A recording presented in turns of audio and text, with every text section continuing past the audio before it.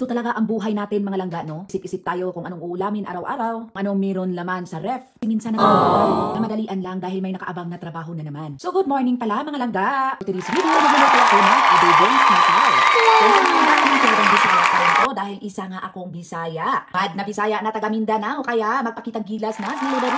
Ngayon, i-ready na natin ang lahat ng mga ricabos na gawin natin. Pero kailangan talaga na bago tayo mag-start mga langga, kailangan ready na ang lahat ng mga sangkap na lulutuin mo. Ngayon, mga langga, i-ready ko na lahat. Ay, hindi tayo mahirapan mga langga, kaya ikakat na natin lahat ng mga ricados mga langga.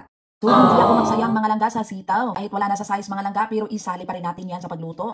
So, ang niluto ko pala mga langga, isang na sitaw. Siyempre, lonlon sitaw lang kasi ang niluto ko mga langga, hindi ko nilagyan ng ibang mga gulay. Yun, cut ko na naman ang sangkap mga langga. Bawang lang naman, sibuyas at kamatis. Siyempre, naglagay din ako ng kulikot na pula. Tama anghang-anghang din ang luto ko. Ewan ko ba itong lula roots ninyo mga langga, napakahilig talaga sa maanghang. Diyos me. Nakat-cut pa yan mga langga ng napakaliit. Gusto ko talagang napakaanghang talaga yung luto ko. Ako ba? Baka siguro, isip ko na para hindi ako mauumay bigla. Pag kumakain kasi ako mga langga, Diyos me, pag walang mga anghang-anghang, dali akong maumay. Hindi ko na talaga mga langga, tinapos ko na talaga ang paghikay sa mga sangkap. Siyempre, ang una ko namang ginagawa, nilunod ko yung karning baboy. Kung nilagyan yan ng mantika, ang bala ko naman din kasi itusta ko lang to. Medyo may taba-taba siya mga langga, kaya kuhanin natin yung mantika ng baboy. Yung mantika talaga na nakuha natin galing sa baboy, din ang gagamitin natin paggisa sa flamas. Sa mga sangkap, ako na din ang kulikot na pula mga langga na mag-spread talaga yung anghang ng ulam ko. Tingnan mo naman mga langga at i-mix-mix mo rin din yan at sinunod ko naman din ang bawang.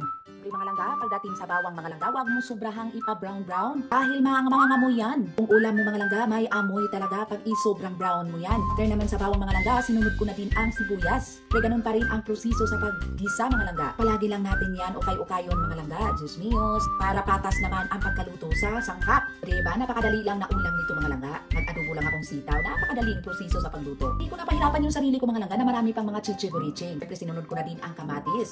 Pag magluto pala ako ng sitaw mga langga, yan ang talaga ang ginagawa ko madalas. Una kong bawang, sibuyas at kamatis. Pag wala naman akong kulikot mga langga, naglalagay din ako ng chili powder. And after naman yan mga langga, imikos-mikos na din natin yan. Kapit nang maluto yung lamas mga langga, kaya i-mix na natin lahat sa tinusta kong baboy. O diba, napakahinhin kong magsalita ngayon mga langga.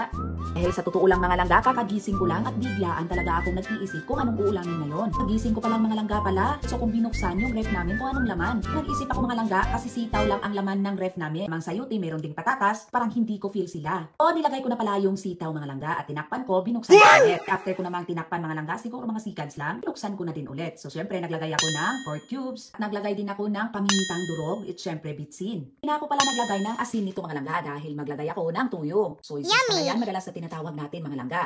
After mo namang maglagay ng tuyo, mix-mix muna natin, saka natin takpan ulit. Siyempre, kapag kasi ako luto ng sitaw mga langga, kailangan talaga lutong-luto yung sitaw na yan. So after 1 seconds mga langga, i-check na din natin naman kung luto na ba o hindi pa ba. So palagay ko naman luto na siya, tingnan mo naman ang adobong sitaw. So ito pala si Lula Roots, bye-bye!